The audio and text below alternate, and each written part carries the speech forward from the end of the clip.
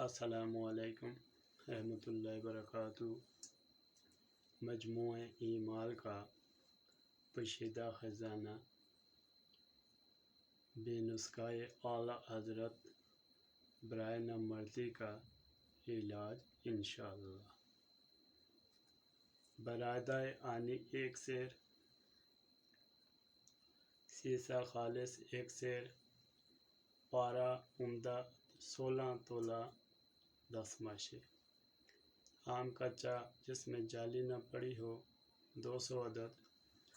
तरीका अव्वल सीसा को पिघलाकर खूब इसमें पारा डालें।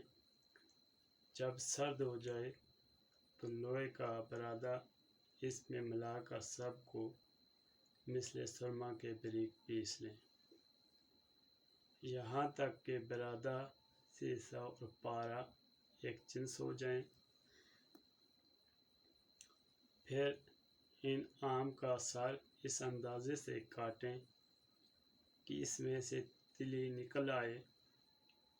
फिर एक में इस कदर दवा भरें कि इसमें आ जाए और सब दवा 200 आम के लिए काफ़ी है। फिर आम का टुकड़ा ऊपर रखकर दवा आम के अंदर भरकर आम का जो टुकड़ा काटा हो ऊपर रखकर अच्छी तरह मजबूती से बंद कर दें।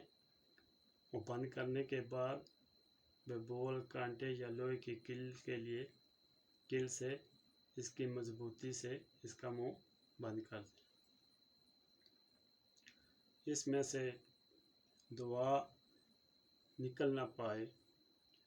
फिर इन आम को चिकने गड़े या मटके में भरकर इसमें तिल का तेल और गाय का दूध मसावी अलवज़न इस कदर डालें कि आम से तेल और दूध आमक से ऊपर खड़ा रहे, यानी दूध इस कदर होना चाहिए कि जो आपने हम दवा भर के एक मटके में डाले हैं उस मटके के ऊपर दूध खड़ा रहे।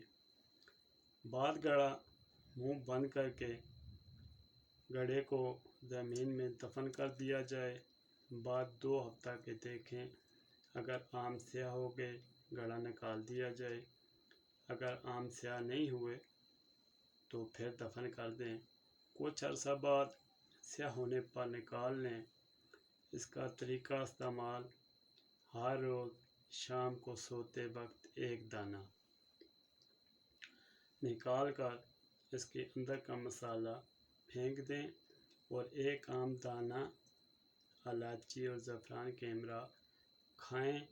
इंशाअल्लाह एक हफ्ते में इतनी क़ुव्वत पाएंगे कि ऐसी क़ुव्वत कभी देखी ना होगी। इसके अलावा यह नुस्खा रोशनी आँख के लिए भी बेहतर है।